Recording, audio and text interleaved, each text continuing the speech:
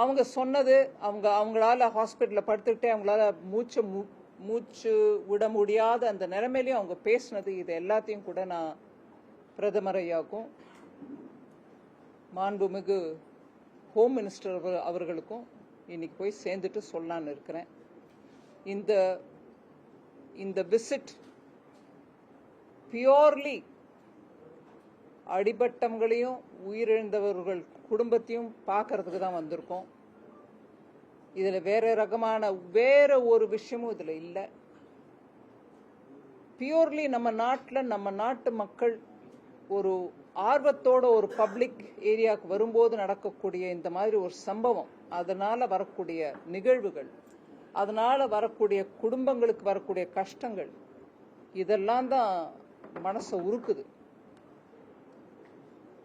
இதுதான் என்னால் இப்போ கொடுக்க முடிஞ்ச ரிப்போர்ட். ஹாஸ்பிட்டலில் டாக்டர்ஸும் சொல்கிறாங்க இந்த மாதிரி நாங்கள் ட்ரீட்மெண்ட் சரியாக பண்ணிகிட்ருக்கோம் அப்படின்னு. பேஷண்ட்ஸும் சொல்கிறாங்க நான் வந்து சேர்ந்த அன்னைக்கு விட இன்னைக்கு கொஞ்சம் பரவாயில்ல நிலைமை அப்படின்னு. அதில் சில பேர் மேஸ்திரியாக வேலை பார்க்கக்கூடியவங்க, மேஸ்திரினா பில்டிங் கான்ட்ராக்டில் வேலை பார்க்கக்கூடிய, சிமெண்ட்டு செங்கலோட வேலை செய்யக்கூடியவங்க, கை விரல் ரெண்டும் ஃப்ராக்சர் ஆகிருக்குது. அவங்களுக்கு டெய்லி அவங்களுடைய ஊதியம் இல்லாமல் கஷ்டப்படுறாங்க குடும்பம். இப்படியெல்லாம் ஒவ்வொருத்தரோட விஷயமும் வந்துட்டு இருந்தது.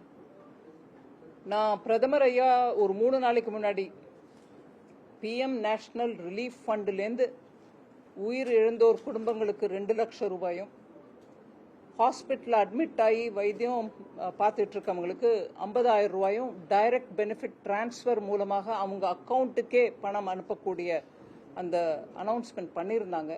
அங்கே ஒவ்வொரு பேஷண்ட்டையும் கேட்டு அவங்க அக்கௌண்ட்டுக்கு வந்திருக்கா, நீங்கள் பார்த்துருக்கீங்களா, இல்லை இனிமே தான் கவனிக்கணுமா அதை பற்றி அப்படின்னு.